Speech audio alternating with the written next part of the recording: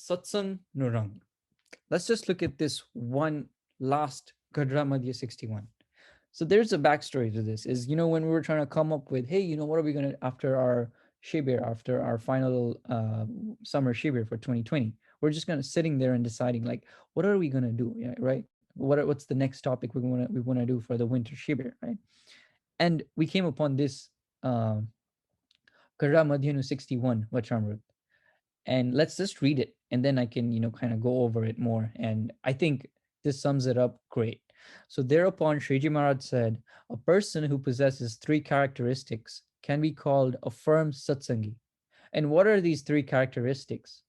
The first is to strictly follow the niyams prescribed by one's ishtadev. Ishtadev means your your Bhagwan. In our case, it's Swaminarayan Bhagwan, to such an extent that one would never abandon those niyams. Let's remember, niyams would never abandon them, even at the cost of one's life, right? So, in the Shikshapatri, I give you another example. Maharaj said that even in Apatkar, don't ever eat meat, right? What does Apatkar mean? Even if your life is about to be taken away, don't eat meat, right? So that's called never abandon your niyams. Then the second is to have extremely firm nishchay in Bhagwan, right?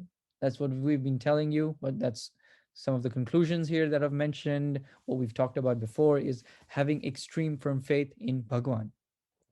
So much that one would never diverge from it, even if others or one's own mind was to raise doubts, right? Like you will hear, right? These are the vimuks that we've been talking about, right? The vimuks that even if others or your own, if even if you own mind says that, hey, this is uh such a stressful point that Maharaj put, or said, saying that even if my own mind says was to raise doubts, no, this is Sri Swaminarayan Bhagwan, Sarvopari Bhagwan, and that's it, right? That's it. That's my firm nishchay in Maharaj. The third is to be loyal to those Vaishnav bhakts who worship one's Ishtadev. So Maharaj said here that the third is to be loyal to those Vaishnav bhakts, right? Uh, when we read the Vachramrit, right, it was written in such a way so that it's exactly to the point where Maharaj wanted it to be, right? In this case, what a Vaishnav Bhakt is, if any of you know, is we are all Vaishnavs. We come from Ramanand Swami Guru. Ramanand Swami's guru was Ramanujacharya, and he had another guru too, right? But that whole lineage that passed down, we're all known as Vaishnavs. That's why Maharaj here says that we are Vaishnav Bhakts.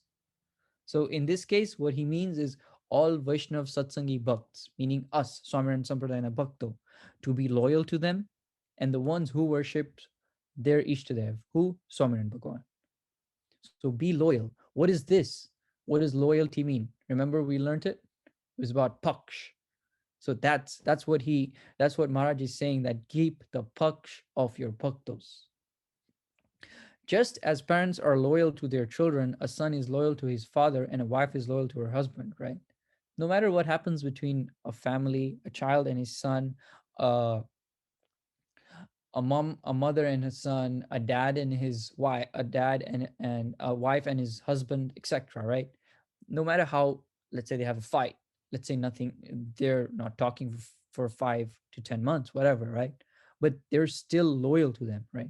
Like if I go tell someone who's had a fight with his wife that, oh, your wife is blah blah blah, but he's not gonna listen to me. He's like, that's my wife you're talking about. Watch your mouth. You know what I mean? That's how we should be for our own bhaktus. So Maharaj finally says that one who possesses these three characteristics completely can be called a firm satsangi, right?